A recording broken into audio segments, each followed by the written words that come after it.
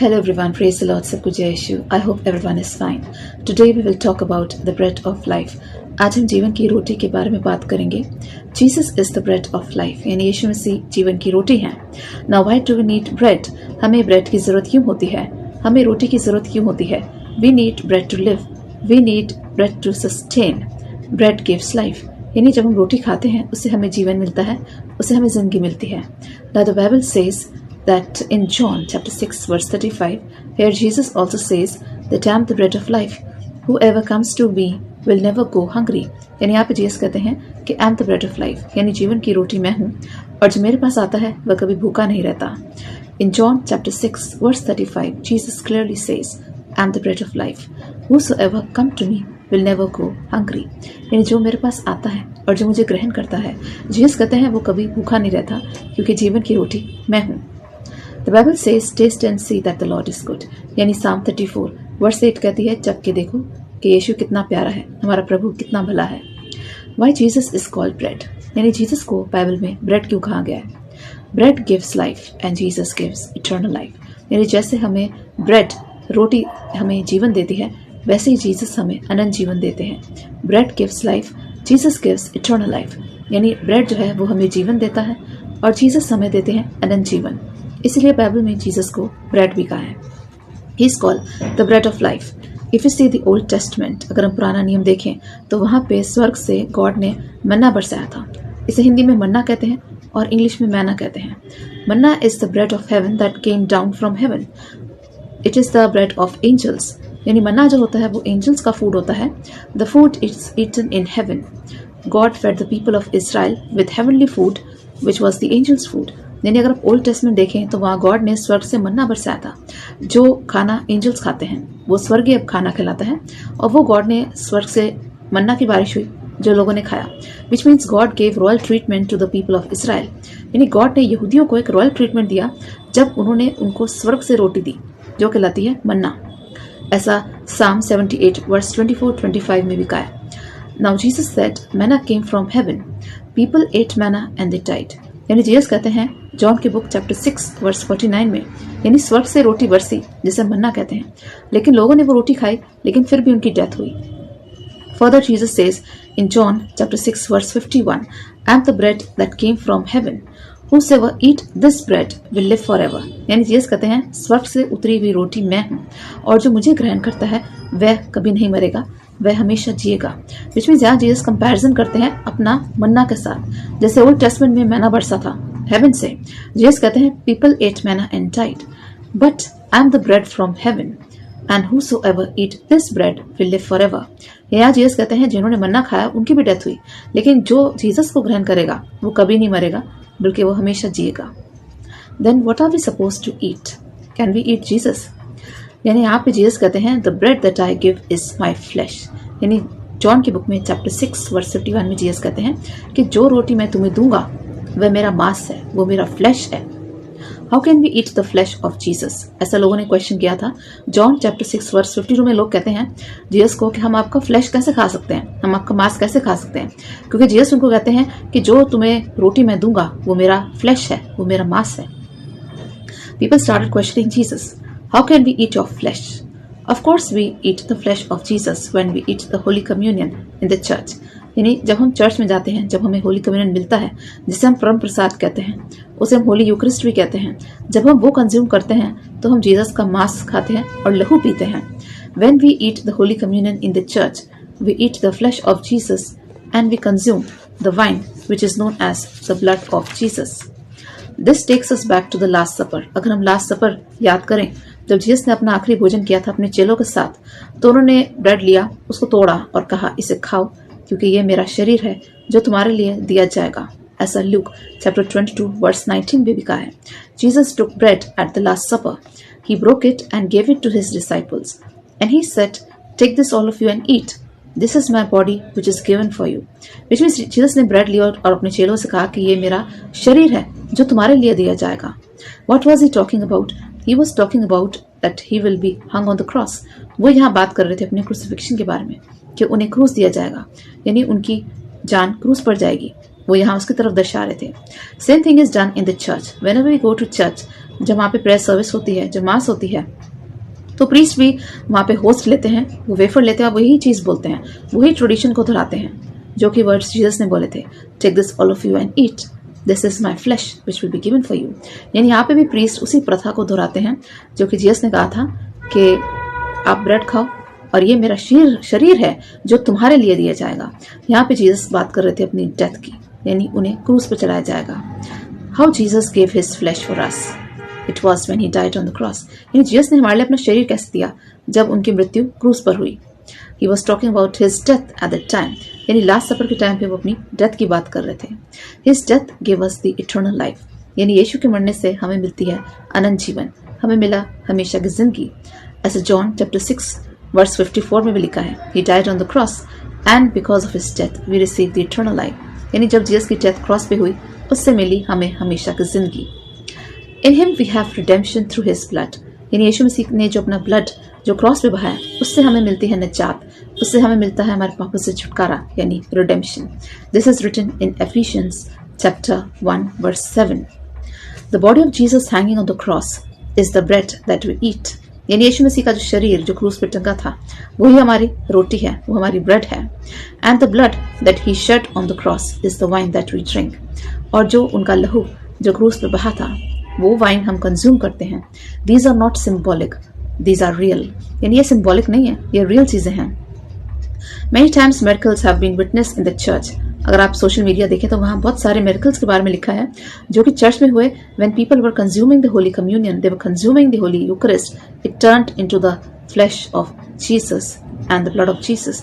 यानी यहाँ पे लोग जब प्रसाद ले रहे थे तो वो फ्लैश में कन्वर्ट हो गया जीसस के, और जब वो वाइन पी रहे थे तो वो ब्लड ड्रॉप्स में कन्वर्ट हो गया।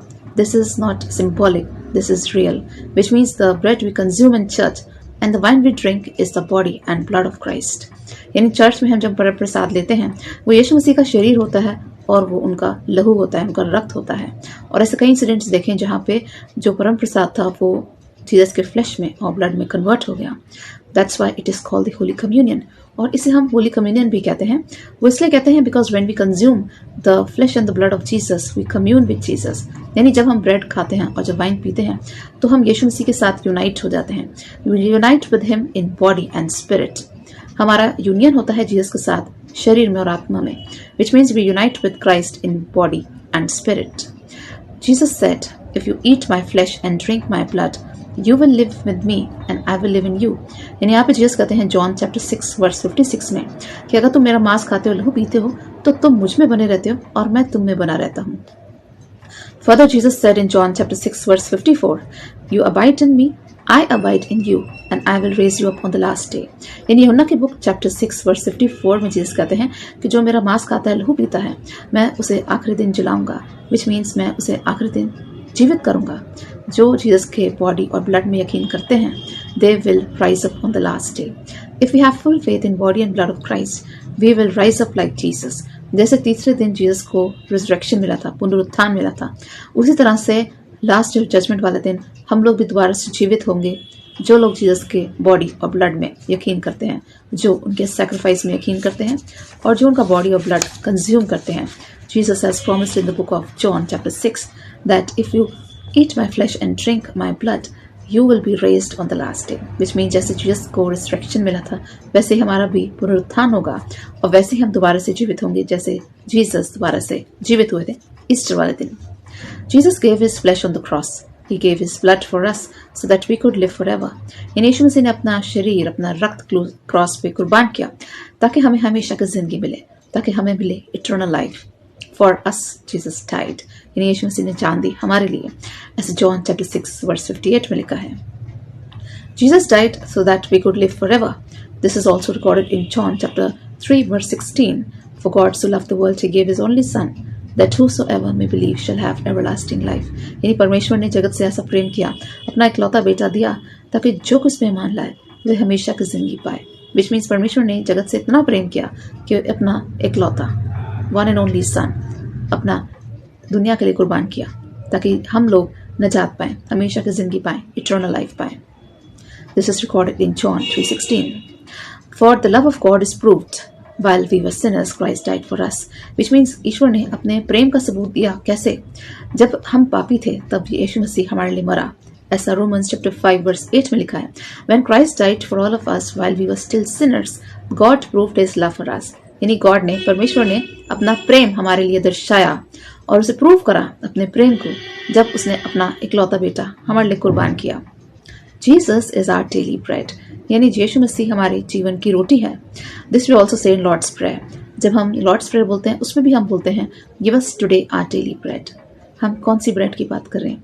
We are talking about Jesus, not the food that we eat. यानी जब हम लॉर्ड्स प्रेयर करते हैं, जब हम ईश्वर की प्रार्थना करते हैं, उसमें भी हम बोलते हैं give us today our daily bread. इसमें हम खाने वाली ब्रेड की बात नहीं कर रहे, यहाँ हम बात कर रहे हैं जीसस क्राइस्ट की। Give us today our daily bread. We are talking about Jesus in the Lord's Prayer because Jesus is the bread of life, क्योंकि जीसस ने कहा है कि जीवन की रोटी मैं ही हूँ। How can we have Jesus daily in our life? By asking for the Holy Spirit। यानी यीशु मसीह के साथ हम डेली कैसे रह सकते हैं? जब ईश्वर का पवित्र आत्मा हमारे अंदर आता है। When the Holy Spirit resides in us, God abides in us। यानी जब हमारे अंदर पवित्र आत्मा आके वास करता है तो स्वयं गॉड हमारे अंदर आके रहते हैं। Jesus said in John chapter 14 verse 23 that I abide in you and I will make my home in you।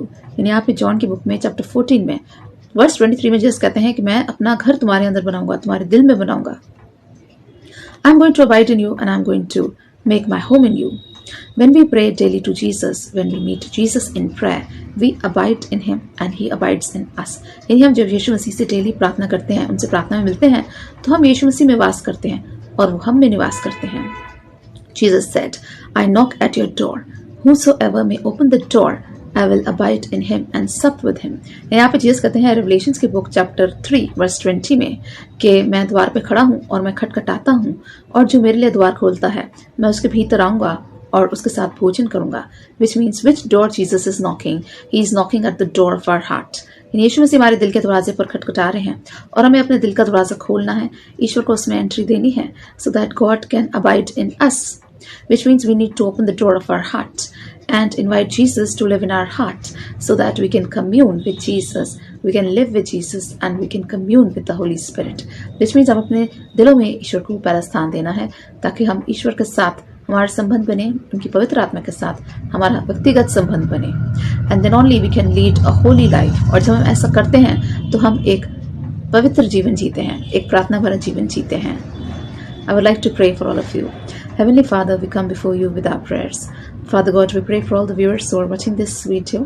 Father God, bless each one of us abundantly. Lord Jesus, we pray that you are our daily bread. Lord Jesus, come into our hearts. Abide in our hearts. Lord Jesus, we pray that you give us a renewal of our mind, heart, soul, and spirit. Lord Jesus, guide us on our path daily. Give us your divine wisdom. Bless us with your wisdom and knowledge. Enable us to bring glory to your name. Lord Jesus, we pray that you are going to help us to fight against all kind of sickness, all kind of obstacles and temptations that we face in our lives. Always protect us from the evil one. Guide us on the path of truth. We give all glory and honor to your name. We ask this prayer in Jesus' name. Amen. I hope you are blessed while listening to this message. Always remember, Jesus dearly loves you. He is always going to live with you forever. He will never leave you, nor he will forsake you. Stay blessed. Bye-bye.